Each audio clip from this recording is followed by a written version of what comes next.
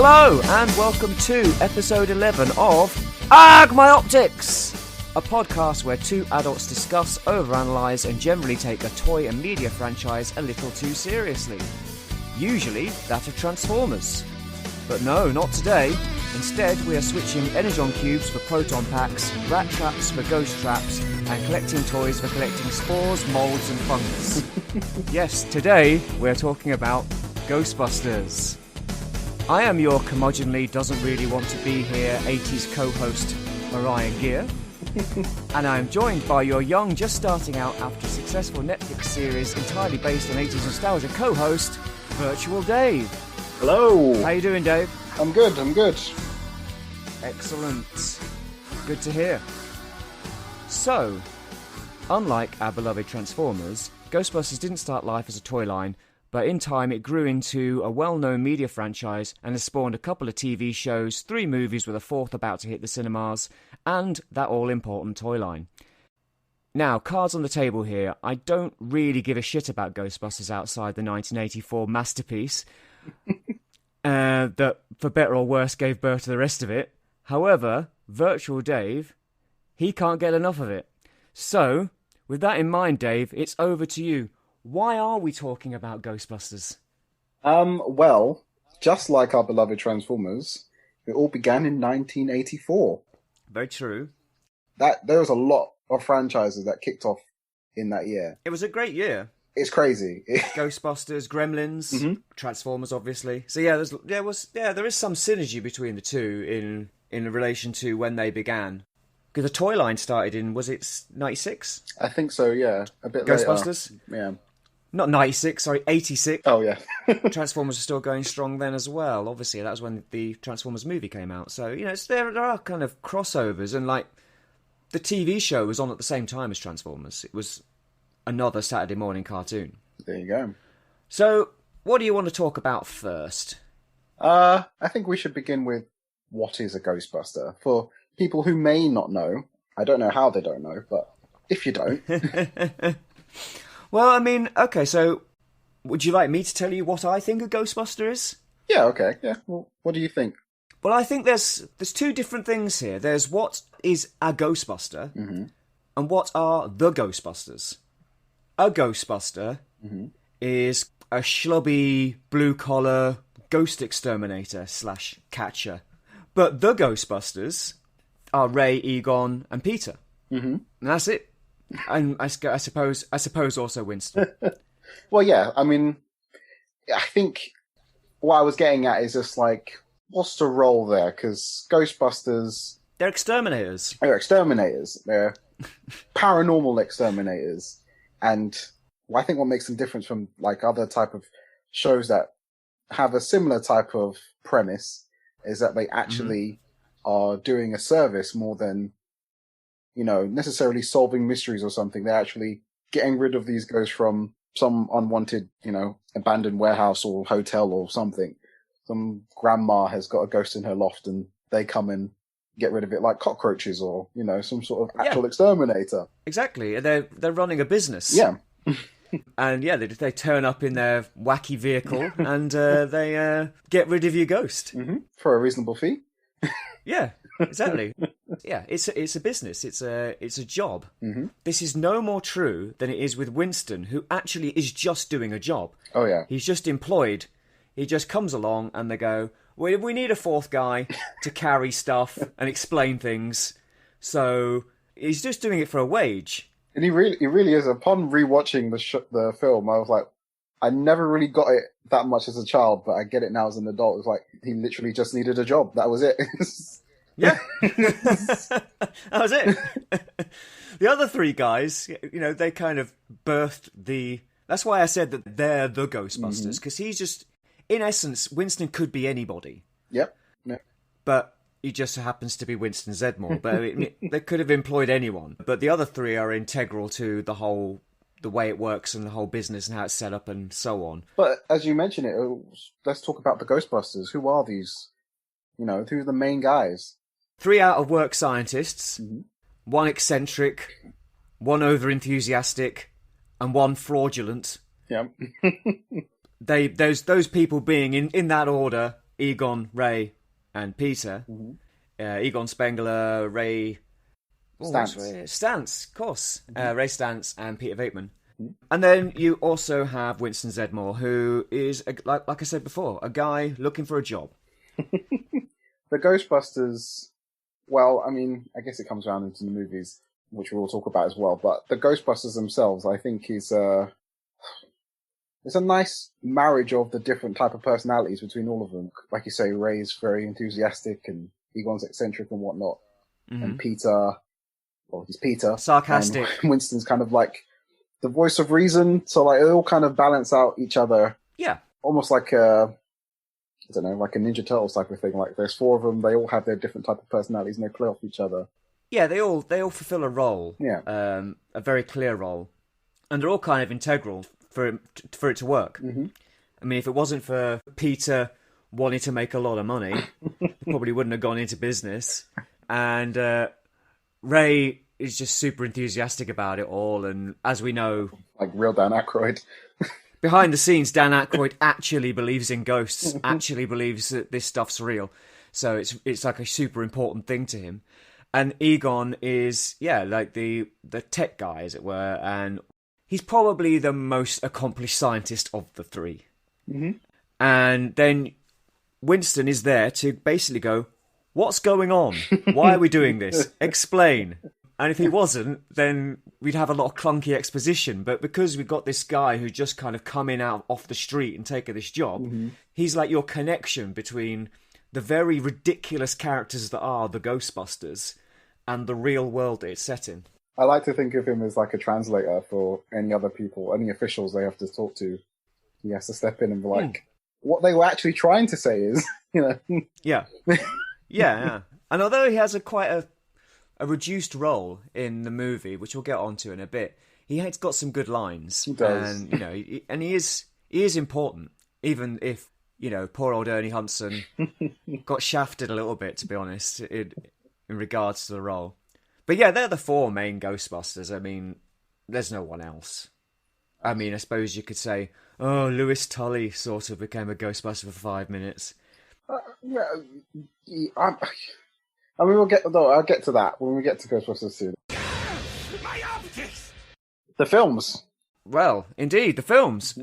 One masterpiece of a movie and one retreading of that movie called Ghostbusters 2. Okay, well, let's do a brief overview. I'll do a brief overview of Ghostbusters 2. You do one of Ghostbusters 1, since it's... You don't need to do a brief overview of Ghostbusters 2. You just do a brief overview of Ghostbusters 1 and go, and then they do it again. Go on. What do you want me to do? Let's tell them what the beats of Ghostbusters 1 is.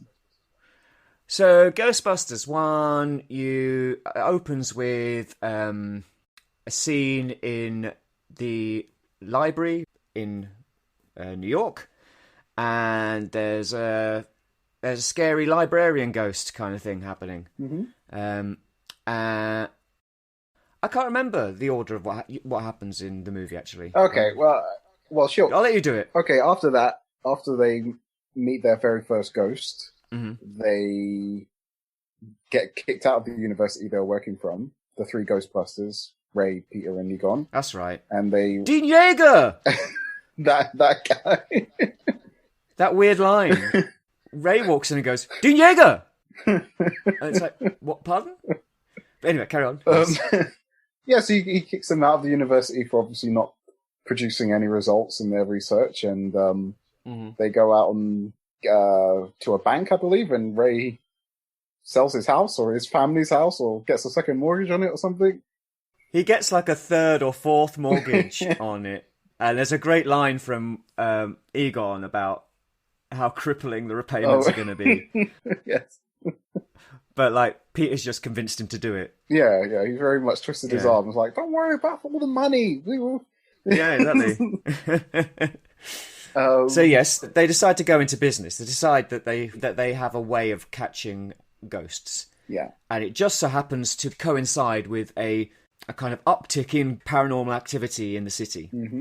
Yes, because some Babylonian, Sumerian god is going to come back. Yes. Meanwhile, we've got the storyline with Dana, Scrawny Weaver, who is starting to experience some weird paranormal activity, which is why she calls the Ghostbusters.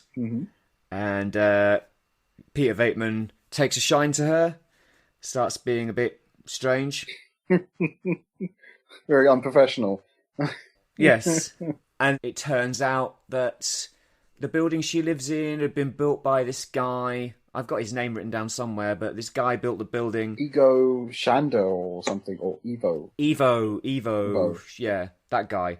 It turns out that this was like a kind of... It was built as like a kind of temple to this god or whatever, and it's deliberately designed as a kind of conduit for paranormal activity or something.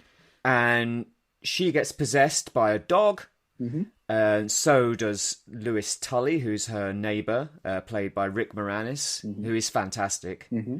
So they both get possessed by these hellhounds, the gatekeeper and the keymaster, and for some reason, the two of them have to be present in order to open this gate to another dimension, which Gozer will come through, the evil god, will come through and will basically end all human life. You know, just it's basically a kind of apocalypse kind of situation, isn't it? Yes, some sort of, end of the world type scenario. And yeah, it's interesting how the Ghostbusters have the... the interaction with like the police and the mayor and all the other type of stuff, and I like that really much from the first film.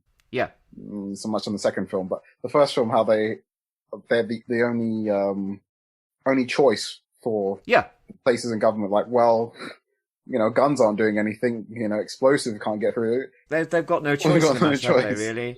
I mean, I think what makes the movie great, they're combating the supernatural with science, and it's all kind of grounded in realism. And the only thing that's silly in this world is the Ghostbusters themselves. Everything else is absolutely realistic and played totally straight.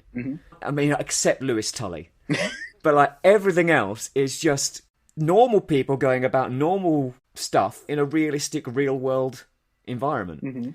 And you just chuck a bunch of ghosts and three guys who think they can combat them with these sticks that fire laser kind of things and so on, and hilarity ensues. So I think it's really important how kind of grounded it is in reality. I didn't realise until I rewatched it recently is how short it is as well. It doesn't overstay its welcome. It gets to the point really quickly. Well, this is back when movies weren't 3 hours long. Well, yeah.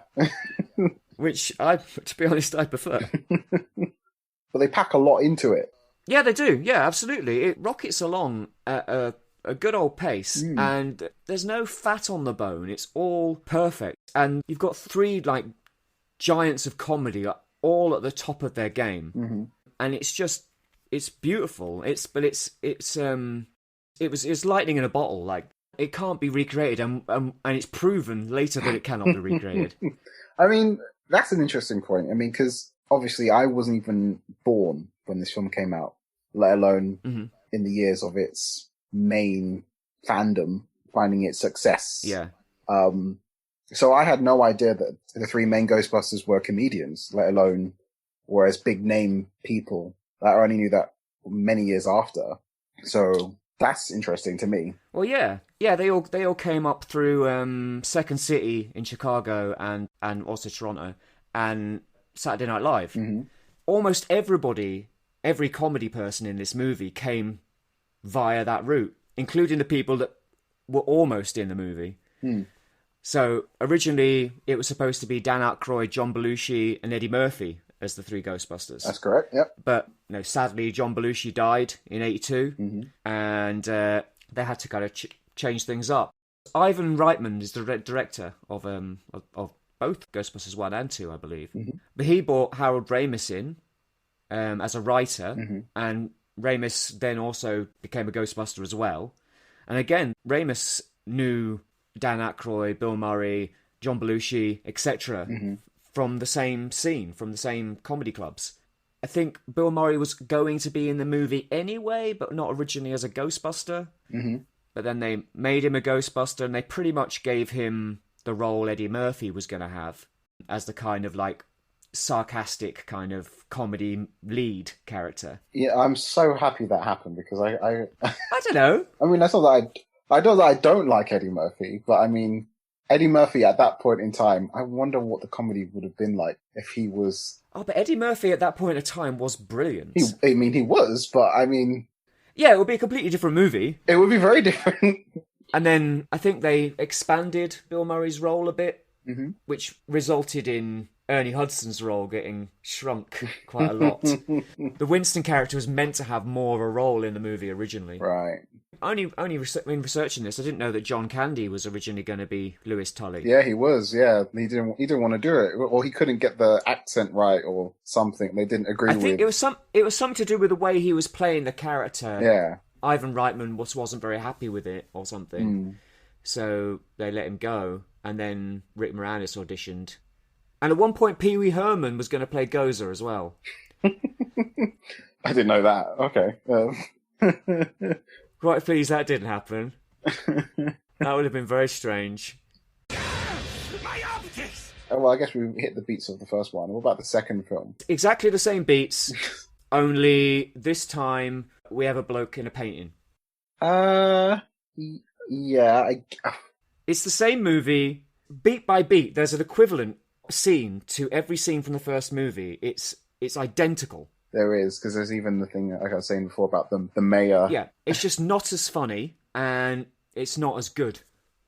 See, now this is the problem that me and Orion have, because I have no recollection of which film I saw first, but I know I've seen Ghostbusters 2 more than Ghostbusters 1. Right. And I know that I watched it on another story of a VHS tape, but it was recorded off the TV. Mm-hmm.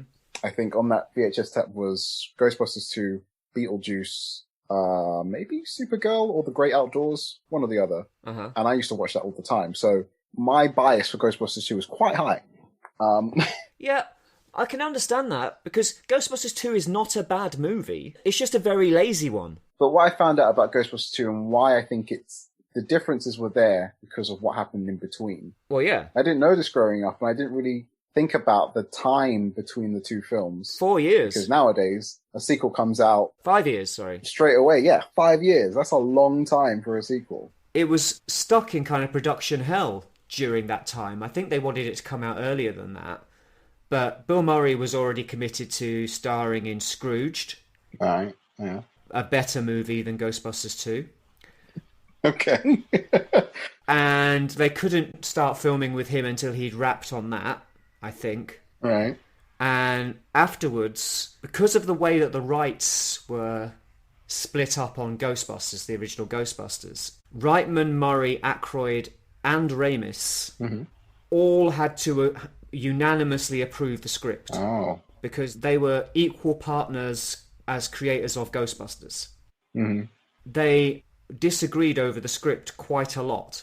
So it took a long time for all of them to go, okay, we'll make this. This script's all right. So, along with the fact that Bill Murray was not so wedded to the idea of Ghostbusters as the rest of them, and then them all having to agree, it took a lot longer for them to. And it possibly does show in the writing and the story, and it does show during the movie that that Bill Murray doesn't really seem to want to be there. He doesn't. Even in I've been posting pictures of my Ghostbusters toys recently. I've been looking at some of the posters and promotional material for Influence, and you can just see it in the pictures at the time. He just did not want to be there. I agree, because I looked at that. I saw that on your Instagram, and do you think he is even there? That picture, that the one they use on the posters where they've got is Egon in the middle at the bottom, and then you've got Winston and Ray the side with the kind of guns, and then you've got Peter at the back aiming a proton gun thing. Whatever, I forgot what they're called now. Wand. Yeah, proton wand. Honestly, they changed the name of that thing so much. Yeah, if you look at Bill Murray's head, it looks like it might be superimposed on that body. It looks like it could just have been taken off of a still from Scrooged or something, put on top. Honestly, it's hard to say it's actually him. I mean, I mean, did they have that level of Photoshop back then? of course, I of mean, course, of Photoshop. course they did. It's only a poster, isn't it? I have my suspicions, but it could easily just have been a regular photo. But I don't know. His head's kind of turned to one side, and it looks like it could. It looks a little iffy. I've got to say. It's it would be the worst thing for them to have done that on, because that image is the image for Ghostbusters 2. It's even on my record. It's on everything related to that film. Yeah, but you know how you sometimes see promotional images for things and they don't stick. Mm. You know, they may not have expected that one to stick, and it did. That's true. You know. Yeah. They could have had several others, but they landed with that. What I also found interesting about the first film was that they wanted to do a lot of the stuff they did in the second film. So whatever got cut out of the first film, they did it in the second one. They weren't initially going to do an origin story. They were going to start off as the Ghostbusters being these type of guys who have saved the world many times, but now they're just, out on their luck and whatnot. That's how the first one was going to start. Well, I mean, the original draft is crazy. It was set in space. It was very different. And apparently there were like Ghostbusters everywhere. It was a franchise. Yeah, there was commoners, plumbers. So, like, I guess there's a little bit of that. Like I say, Ghostbusters 2 is good, but it's just lazy in that it is just a kind of redo of the first movie. It doesn't take any risks. It just plays it as safe as possible, and as a result, it killed the franchise. Killed the franchise? You think so? Well, what happened afterwards? I think nothing for like 25 years or something. Exactly. But wasn't the whole reason of that, wasn't that just down to Bill Murray not wanting to do another film because he didn't like Ghostbusters 2? Well, yeah, because he's right. Yeah, I mean, well, he didn't want to do Ghostbusters 2, really. No, they had to force him, really. Like, yeah. Apparently, wasn't it to the detriment of his friendship with Howard Ramis or something that they kind of had a falling out? They did fall out. I don't know whether it was over Ghostbusters, but they definitely fell out. No, because they worked. No, it was during Groundhog Day. Oh, okay. Because Harold Ramis directed Groundhog Day, and obviously Bill Murray is the main character in Groundhog Day. Yeah, I think it was during making of that they fell out. Okay. And they didn't reconcile that until he was on his deathbed or something. Ramis, that is. I think it's that's been a thing for fans for many years, of the band getting back together to have another installment, if anything, to close out the Ghostbusters properly, because even if people didn't like number 2, they probably would want more of a resolution to see what happened with the Ghostbusters. I mean, I don't think it's necessary, but, there you go. Yeah, I mean, well, we'll get onto that later about what might be happening, but what do you think about the films overall, though? Like, I think Ghostbusters 1, is an absolute masterpiece. It's an amazing movie and completely original at the time. Like, well, is it? Well, yeah. I mean, a comedy sci-fi movie about basically ghost exterminators. I mean, it's a pretty original concept. And I didn't. I don't know why the dates never really clicked in my head like that, but Ghostbusters 2 came out the same time as Tim Burton's Batman. Yeah. And that is another reason why it, didn't do very well. It got beaten by Batman, yeah. Whereas the Ghostbusters 1 was the biggest movie that year. It was, yeah. It made a hell of a lot of money. It spent like 7 weeks at number 1 in the box office. Wow. It was the second highest grossing film of 1984. That's impressive with what was in 1984. Yeah, well, Beverly Hills Cop was the highest grossing. Wow. Which, Eddie Murphy, you see.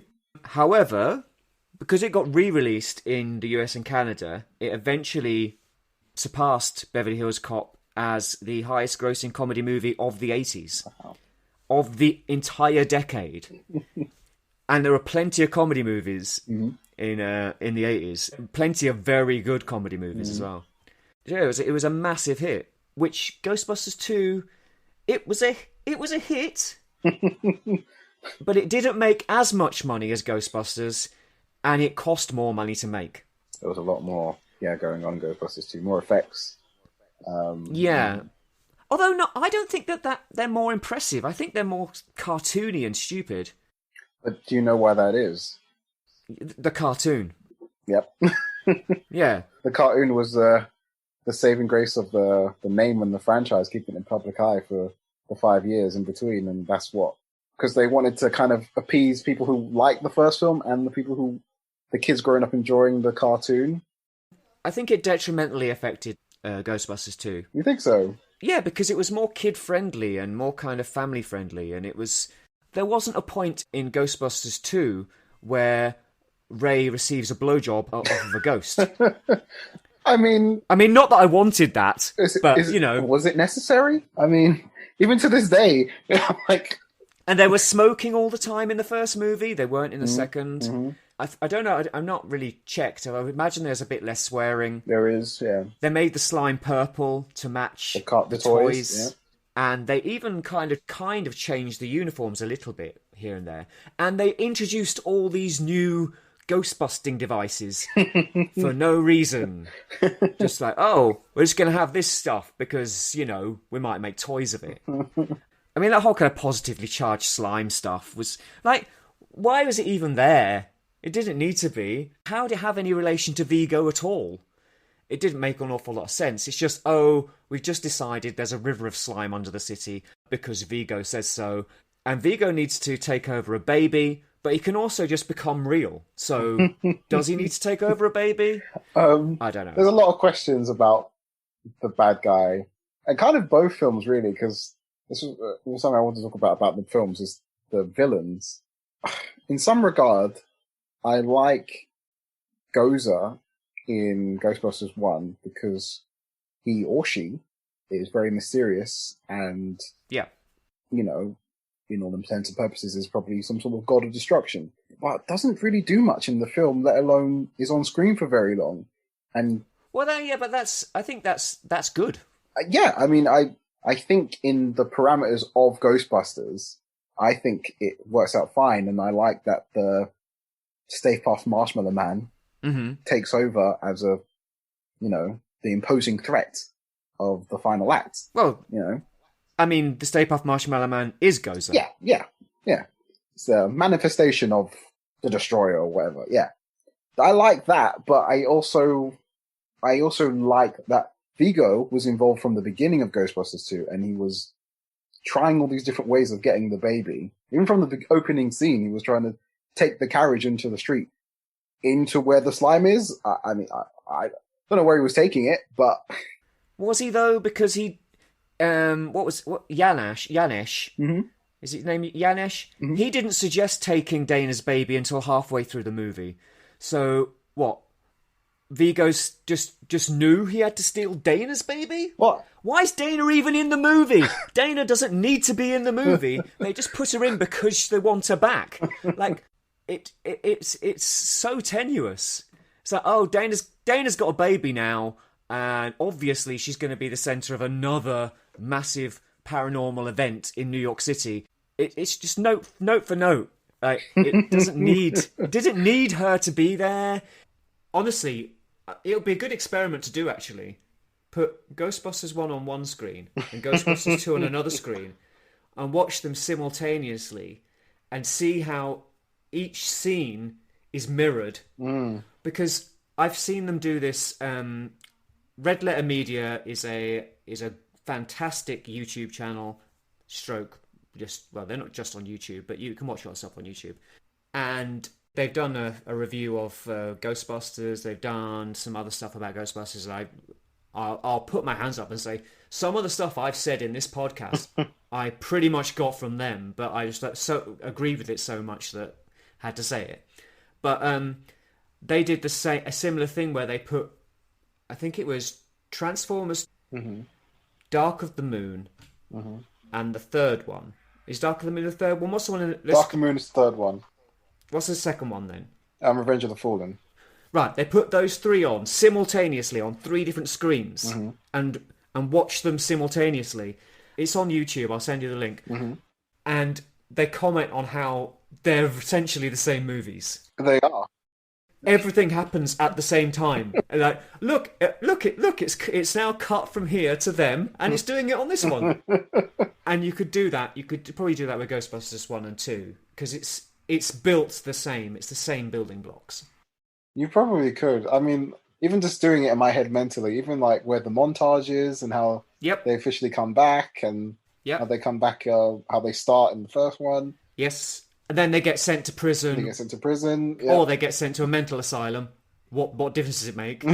They get shut down. They get opened up again. The mayor has to call them in again.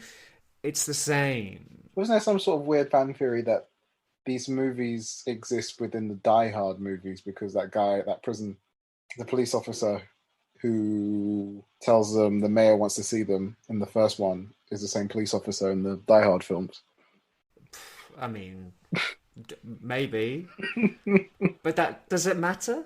It's not my theory. Is it the same cop that... It's the same actor and he plays the same type of cop, I suppose. I don't know. Is it the cop that the main character in Die Hard, I'm forgetting his name, John Coltrane? No, not Coltrane. John McClane. The one he's talking to from outside the building. And the movie's sort of about those two falling in love with each other. Yeah, they're bromance and, yeah. This is surprisingly correct. Reginald VelJohnson did play the cop who informs the Ghostbusters that the mayor wants to see them and lets them out of jail in 1984's Ghostbusters. 4 years later, he plays a cop called Al Powell, who is main character John McClane's contact with the world outside Nakatomi Plaza in Die Hard. Could it be the same cop? It's also worth noting German wrestler and boxer turned actor Norbert Grupp played one of the terrorists dispatched by Bruce Willis's character in Die Hard, only to reappear 1 year later as the big bad of Ghostbusters 2, Vigo the Carpathian. Coincidence? If it's the same guy, that's fine. Why not? That's a nice little Easter egg in a way, I guess. But they weren't made by the same film studio, I don't think. So I don't think that it's... No, I don't think so. Connected in any way. A happy accident, I guess. But yeah, I mean, it's a good movie, but it's a lazy movie, and it doesn't take any risks, and really that's what they needed to do. And I mean, also, you've painted yourself into a corner if you make the second movie like a retread of the first movie. Are you going to do that with the third movie? Are we going to keep resetting? Because what's also very weird about Ghostbusters 2 is how everyone's just forgotten that there were ghosts. Like 5 years ago, the entire city was under siege from ghosts. There was ghosts all over the shop, all over the telly. There was a bloody great big ghost battle on top of a skyscraper, and everyone just seems to have forgotten. They're like, oh, I don't believe in ghosts anymore. You only saw them 5 years ago. The only thing that I could place why that happened is because when they got rid of Gozer, all that supernatural activity died down. However, Walter Peck also turned off their containment grid. So all the ghosts they captured before, in their lovely montage, would have gone back to their places of manifestation or just gone off wandering around. So... Well, I would imagine that the Ghostbusters spent the 6 months after that event mopping all that up. Actually, they do talk about it in Ghostbusters 2, don't they? They talk about how they got sued by all these different companies. And the city sued them, and so they weren't allowed. They weren't allowed to use their equipment anymore, or like if they could, they all had to be switched off or something when they were talking about it in court. Well, I mean, to be honest, they were like. There's that great scene in the first movie when they're in the lift and they switch. Is it this? They switch Egon's on, or is it Ray's? I think it's Ray's. Yeah, it's right. They switch Ray's proton pack on, and Egon has some line about we're all wearing unlicensed nuclear accelerators on our back. Like so even their equipment's illegal. So it's not that surprising. Yeah, I do like that scene because even when he turn it on, they all kind of like move away from him in the elevator. Yeah, like that's gonna help. It's like, oh right, okay. You're only, if that blows, it blows. Like, no, I mean, so yeah, I can understand why they all got sued because they weren't really playing by the rules. No. Most of what they were doing was borderline illegal. My My optics! My favourite part of Ghostbusters 2, the bits that I really like are the bits before they become Ghostbusters again. Oh, where they're all off doing their own things. Yeah. Mm-hmm. Yes, absolutely. The first act, which is like what they're getting on with now. It's 5 years later, and the bottom fell out of the ghostbusting business, and they never got paid for saving the city and all this kind of stuff. I like that. Mm-hmm. That bit's really good, and like the stuff Egon's doing is really fun, and he's got some great lines. Yeah, I found that so interesting that Egon was, testing or experimenting with emotions from the beginning. Like, he was actually looking in how environment and all that affects emotions. Yeah, bit bloody convenient. Eh? Well, but yeah, I do like that stuff. But then they go back to being Ghostbusters, and it just, I don't know, it feels to me, I mean, I can understand why you liked Ghostbusters 2 when you did, because maybe you saw it first, or they both existed at the same time. But it came out 5 years after the first movie, and the novelty of Ghostbusters had kind of worn off. And that perfect storm that was happening in that first movie, not Dan Aykroyd, Bill Murray improvised most of his lines in the first movie. Yeah. They were on fire. It was brilliant, and it was just a perfect little simple story that they hung all this kind of really good comedy off of. The threat of the supernatural is real and serious, and Dan Aykroyd takes that supernatural stuff deadly serious. And then you've got Ray and Egon doing all the detailed and realistic world building by introducing all the mythology that underpins the threat they face of Gozer and so on and so forth. And then you have, obviously, Winston there to kind of go, what? How? And that's great. What I love about that is you build all of this kind of backstory and mythology and kind of apocalyptic kind of doom and dread, which makes it all the more funnier when Peter doesn't give a shit. that kind of epitomizes what's so perfect about that first movie. Mr. Staples, a sailor, he's in New York. Yeah, exactly. He just takes the mick. He constantly takes the mick out of Egon and Ray for taking all this stuff too seriously. And he's also he's like Teflon. They get in all kinds of trouble and he kind of gets away with it. Just like at the end when they're all covered in marshmallow and he's got like a little bit on his shoulder. Yeah, oh god, yeah, that's something I want to talk about. That was like a proper ending of Bugsy Malone or something. Why is it just him that was... It's for comedy effect. It's deliberate. Because he's the one who's just like treating it like a bit of a little excursion, a little bit of fun. Because I remember, I actually, that wasn't one of my notes. It was, I looked at where they were standing when the explosion happened, and it didn't make sense to me why Peter was the only one who wasn't covered in anything. Of course it doesn't make sense. It's not supposed to make sense. It's supposed to be funny. My optics! Alright, Ghostbusters 2. The ending, with Ray being possessed by Vigo right at the end. Did that ever leave question marks with you? No, I think it was just something that was... I reckon it was something that was going to be part of the movie that they changed their mind and just left that bit in. It's exactly what they did. Apparently there was a whole other scene when they first went to the museum all together and Ray was looking at the painting. You can tell something happened to him. Yeah. There's meant to be a whole scene where he's driving the car and like really sporadically and saying he's going to kill everybody and crashes the car, but Winston has to like punch him to snap him out of it. Yeah, because some of him driving sporadically is in it, isn't it? Yes, and that's they just cut that scene and put it in the montage. Yeah, that's right. Yeah, I did hear about this actually.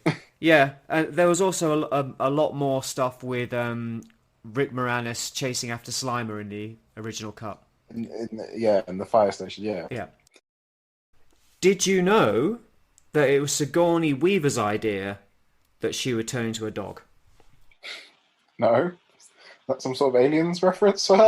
No, she came up with it. I think she said to Ivan Reitman, like, maybe I could be possessed and I could turn into this dog.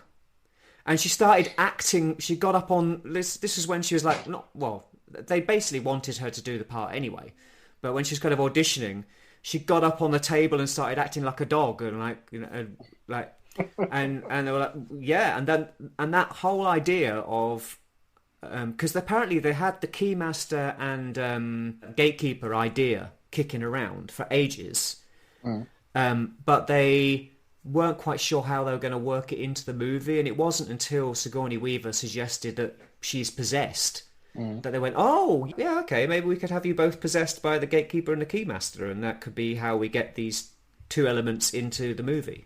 Oh, it's interesting.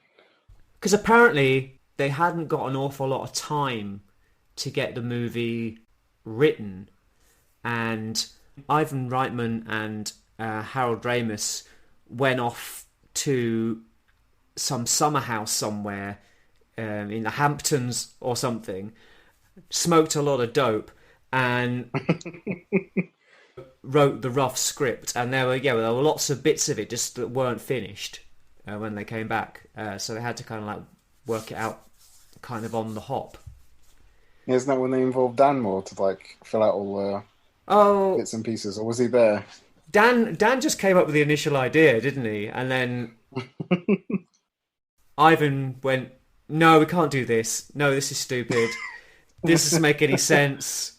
And basically rewrote it. It's like, my name's on the line here. We're not doing this. I mean, Dan Aykroyd is super important to the making of that movie. But if we'd seen Dan Aykroyd's Ghostbusters, I don't know if we'd be sat here talking about it. The montage in the first one, even as a child, I do remember this, that they have their montage of showing them being Ghostbusters and catching all these ghosts in the first film. Yeah. They have like flashes of newspaper articles in the montage. And one of them is a shot from the ending of the film. And that always used to get me because that same picture is on the box of the VHS. So I was like, well, how? Yeah. It's interesting. I didn't notice that. And they've just... But it is weird that how in... Sorry, go on. I was going to say, it's the shot of all four of them shooting the beam at the doorway. And they've just kind of cut Winston out. So it's just the three of them because Winston isn't introduced yet.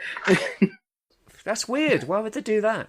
I have no idea. Like, surely you had other pictures to pick from. Yeah, okay.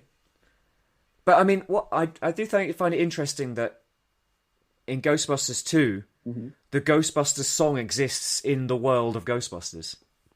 Okay. How? The Who You Gonna Call Ghostbusters Ray Parker Jr. song is in the movie as a song that they play on a tape deck. Oh, yes. So that song exists in the world of Ghostbusters. I guess they hired him for franchise rights. I don't know. Sorry. So yeah, Ray Parker Jr. in Ghostbusters world made this song and released it. Probably, I assume, after the events of the first movie. I never thought of it that way. Yeah. So they have their own pop single, which they then play at children's parties. With the children not being very happy about, apparently. I liked that. That was good. I quite liked that. I thought that, like I say, I really like that first act. It's some of the funniest stuff is in there. It all starts to fall to pieces the moment you see Janine, I think. Because she's very much the real Ghostbusters Janine with the red hair. Yeah, she's had a complete character reassignment. She likes Lewis now instead of Egon. Yeah, which doesn't make an awful lot of sense. Even in the cartoon, she was very much in love with Egon, so I don't get why they changed that. Yeah. I mean, and they did kind of... Not really. I think somebody read a bit too much into the scene in the first movie where she's kind of saying to Egon, like, I'm really psychic about this. I think you're going to die, or something like that. And it felt like they were kind of closer than the other people were, but I don't think there's ever meant to be a romance. I mean, in fact, the original draft of the movie had no women in it and no romance. That was all added by Ivan Reitman. In fact, I would say he's largely responsible for how good Ghostbusters is. because he convinced Dan Aykroyd to change it to a kind, turning into a kind of going into business story with a kind of a comedy with like sci-fi elements, but in a realistic world. So he completely changed the setting and the setup. Like it's as much Ivan Reitman's movie as it is Dan Aykroyd's or Harold Ramis's, because Harold Ramis was obviously a writer on it as well. Bill Murray just turned up and was funny. Yeah, because a lot was going to be different about the film, and it's interesting how that parallels, and like you're saying, in one of your favorite scenes with the Ghostbusters 2 with the kids, is that it's his son who's standing up and saying, "My dad tells me that you guys, you know, are crap or full of crap or something," and it's Ivan Reitman's son, and who later became a film director, and he's going to be directing, and he's directing Afterlife. Yeah. Yep. So it's really interesting. It's nice that it's as much his film / creative child as the rest of them. Yeah. My optics! I guess what we should talk about is that it wasn't originally going to... Well, it might not have been called Ghostbusters at one point. Yeah. It was almost called Ghost Breakers. because of the Film Nation TV show and cartoon. Well, cartoon came later. Yeah, for the film, I don't know when it came out though. The live action film, and then they had the cartoon, right? Wasn't it a TV series? Was it a TV series? Pretty sure Ghost Film Nation's live action thing was a TV series rather than a movie, but I might be wrong. Okay. It was a TV series. A sitcom on children's television that aired just 15 episodes in 1975. So Columbia were trying to get the rights to the name off of Film Nation, and they were not really playing ball for quite some time. So they recorded a lot of the movie, well, some of the movie, using the name Ghostbusters and Ghost Breakers No. in the hope that they would get Ghostbusters, but if they didn't, they had to, they weren't going to go and overdub all the times they said Ghostbusters, so they were like double recording scenes. In the first movie, when they put up the sign on the firehouse, really rubbish looking sign as well. Like, it's just like a kind of it looks like someone's done it in like a big felt tip. But like, yeah, they had one that said Ghostbusters and one that said Ghost Breakers. Okay. But fortuitously, in a way, I've got it. What's his name? Frank Price. He was the CEO of Columbia, and he was trying to get the license off of Universal, who owned Film Nation, and they're having trouble. And then Coca-Cola, took over Columbia. Right. And then Coca-Cola were like, oh, this movie's a bit expensive. We're not sure about this. Comedy movies don't normally make a lot of money, or as much money as we would hope. So they were they almost shot the movie down. And they forced Frank Price out as CEO of Columbia. But where did he go to work? Universal. So when he got to Universal, he said, just sign the deal, let him use the name. Because he'd been working on the rights in the first place. Wow. Had a guy on the inside. Well, he switched companies and went to the company that owned it and went, well, do you mind selling it to them? Because, this movie they're making is really good. It was quite good. But yeah, it was interesting that, Coca-Cola almost shut the movie down.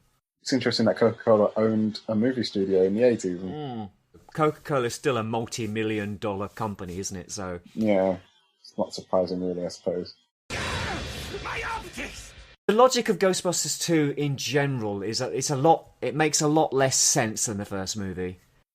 Yeah, a lot of the stuff they took from the cartoon is evident in Ghostbusters 2 because it pushes stuff a lot further than it did in the first film. Yeah, and I mean, we already talked about the fact that they turn slime pink or purple, and they make Janine look more like the cartoon version, and they play up some of the more kiddie elements, and it's a little bit more fantastical and a little bit less believable than the first movie. The whole slime thing, it doesn't make an awful lot of sense. That kind of like mood slime stuff. I guess it seems to do different things to different stuff. Sometimes it makes a toaster jump up and down, but other times it turns into a weird bath muppet. That looked terrible. That was really.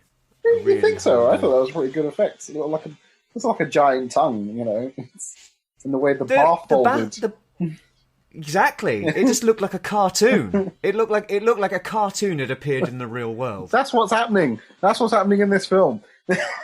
But so it does that, but then it can also turn the Statue of Liberty into a real person For a short amount of time. But like, it made the toaster jump up and down. So shouldn't the Statue of Liberty be jumping up and down? Like, I don't understand. There's no logic to how the slime works. It just does whatever you want it to do. And also, they clearly didn't have nearly enough slime to spray the inside of the of Statue of Liberty. They had like 2 canisters of it. Yeah, done. And then why did they have a joystick to control her? Because Nintendo. But how does that work? What's the interface there? Like, the logic is really mental. It's all over the place in Ghostbusters 2. It doesn't really make an awful lot of logical sense. They just do things because they want to do things. It's fine, but I don't think it holds together as well as the first movie. What bothers me about Ghostbusters 2 is the little impractical things. Like, I get all of that, like you're talking about the logic, but like stuff like the Empire... Statue of Liberty. The Statue of Liberty.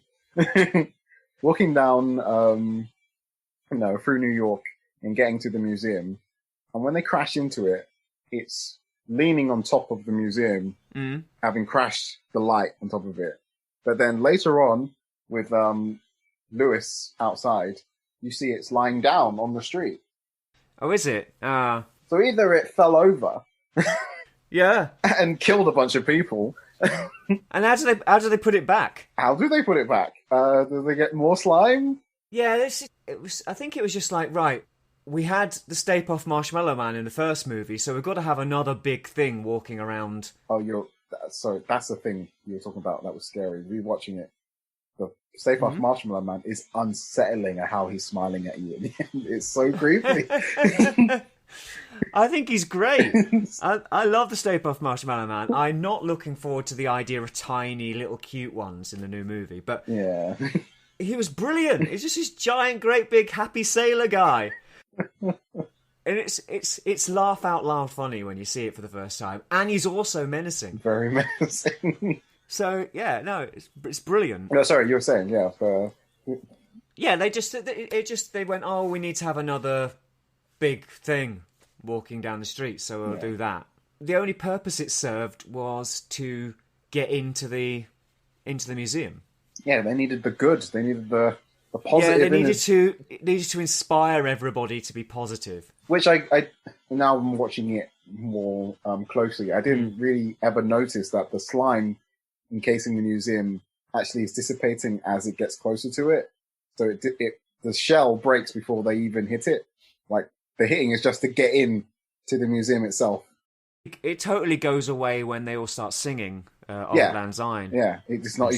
It fades away, type of thing. Yeah. But yeah, I think we've spoken about those movies enough now. That's right. My optics! We wanted to talk about the music as well. So the music, as in the Ghostbusters theme tune, or the music for the movie? Both, I guess. Well, let's talk about the theme tune first and foremost. I don't think I'm making any outrageous claims as saying it's one of the most recognisable movie theme tunes ever written. I would say so, yeah. Ray Parker Jr. It was a big hit. It really was. Ray Parker Jr.'s Ghostbusters was a #1 hit in the US and stayed there for 3 weeks, spending a total of 21 weeks in the US charts. It fared well in many countries worldwide, including the UK, where it spent 11 weeks in the top 10 and 3 weeks at #2, kept off the top spot by Stevie Wonder's I Just Called to Say I Love You, which coincidentally the song also lost out to at the Oscars, where Stevie picked up the Best Original Song award over Ray and Ghostbusters. I used to play it in the discos when I was a kid. Okay. Yeah, school disco, that'll be on, along with Black Lace and Superman and all those other stupid songs with stupid dance routines. Not that Ghostbusters really had a dance routine, but you know what I mean. Yeah, well, we're walking in a circle, pointing at different people as you walk. That's the dance, isn't it? Is it? I don't know. I thought it was walking down the street pointing like that. Yeah, that's what I mean. Yeah, Side to side. Well, yeah, there you go. So yeah, I think it's a great pop song it's a great pop song. that allegedly rips off Huey Lewis and the News, which I think I must have been vaguely aware of at some point, but it wasn't until you mentioned it to me that I was like, controversy? What controversy? And looked it up, and I was like, oh yeah.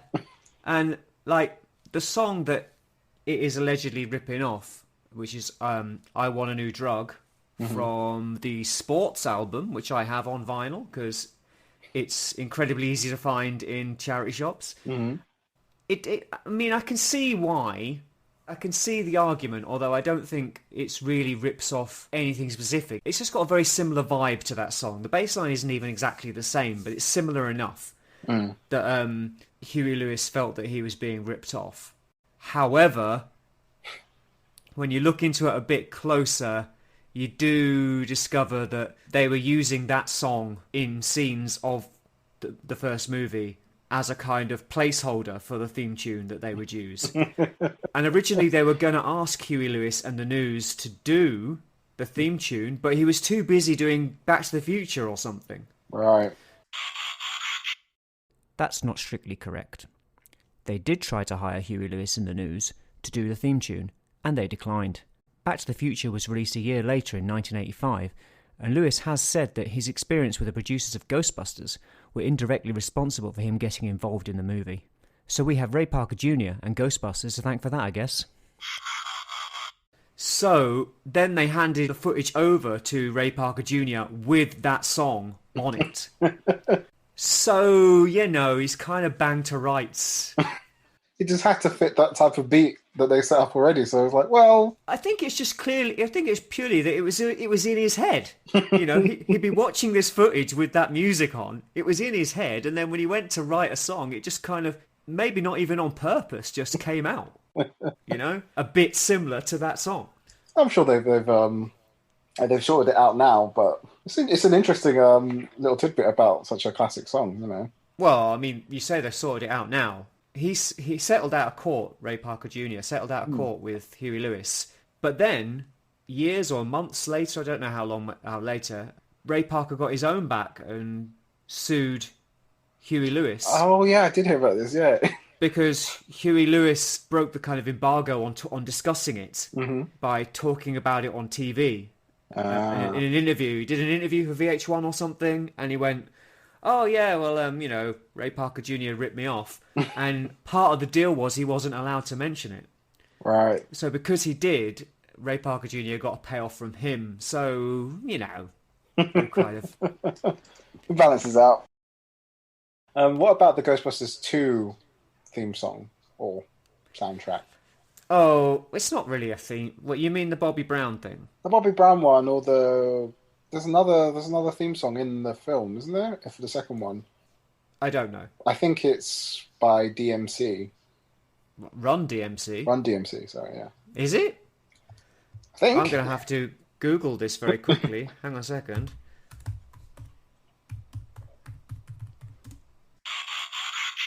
Run DMC did indeed record a cover version of Ghostbusters for Ghostbusters 2. It was a total flop, failing to chart in the US and only reaching number 65 in the UK. I mean, it was that remarkable that I don't remember it. As I was going to say, the only record that I have in my possession is the Bobby Brown song from Ghostbusters 2.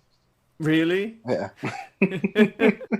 He makes a cameo in the movie, doesn't he? He does indeed, yeah. He's the doorman. And it's while his song's playing. Yeah. Yeah, Bobby Brown's song's okay, but I would say overall the soundtrack and the score to Ghostbusters 2 is more generic and kind of... It's more poppy. It's not as good as the first one. It's the problem with the soundtrack is they use songs or artists at the time, so it kind of ages it. Whereas the Ghostbusters 1 is kind of timeless because of the way the songs are not really time specific. Well, this is often the thing with sequels or with new versions of things. They often try to either they make, and imagine this is the case with Ghostbusters 1 and 2. They make a ton of money on the first one. So on the second one, they can get some people in to do more specific songs for it rather than, just picking and choosing things. And the other thing is when you make a sequel, you try to update things. And when you're updating something that's timeless, you often end up just dating the thing you're making. Because you go, I'm going to pull these things that are really up to date, but they quickly become dated, whereas the original, everyone's quite happy with those songs. It's interesting because when they redid the song again for the 2016 film, they used Fall Out Boy, I think. Jesus. And it's so bad. Well, yeah, they used Fall Out Boy. They used Fall Out Boy, and then because Sony was so crazy about how amazing it was going to be, they also got I think it's a Korean band to perform one, obviously in Korea. Like a K-pop band. A K-pop band, but I couldn't tell you what the band is. But yeah, that version was actually better, and I could understand the hell they were saying. Okay. Than the Fall Out Boy one. Dave is both correct and wildly incorrect. Fall Out Boy, featuring Missy Elliott, did record and release their god-awful Ghostbusters, open brackets, I'm Not Afraid, close brackets. A crime against popular music and ears all over the world. The Korean band he is referring to is actually 4 Japanese female comedians performing a karaoke version of the Ray Parker Jr. original. How he can understand the hell they are saying, as he puts it, is a mystery, as it's sung in Japanese, and Dave seems to believe it's in Korean. I suppose the chorus is in English. In addition, there was also a version by generic US band Walk the Moon on the official soundtrack to the 2016 movie. Both are infinitely better than the Fall Out Boy version, but what isn't? Why would you not just use the Ray Parker original? I have no idea. I really don't. And I bet they will in Afterlife. What about Ghostbusters Extreme? That version? Awful. Really? Awful. Absolutely fucking terrible. Wow. I really like that. It's just the theme tune, the real Ghostbusters theme tune. But Extreme? Because the real Ghostbusters theme tune was slightly different to Ray Parker. There was a few flourishes and so on, but it was roughly the same. And then they go, oh, it's the 90s, so let's put some electric guitars on it. Mm-hmm.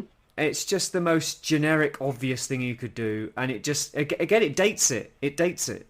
I mean, it does, but that was my decade, so I guess I'm soft on it. My optics! Hello, Orion Ghia here. This particular episode of AARGH My Optics is well long, so we've cut it into more digestible chunks. You can find the next part straight after this in our uploads, or, if I've worked out how to do it, you can see a link on the screen right now. Thanks for listening.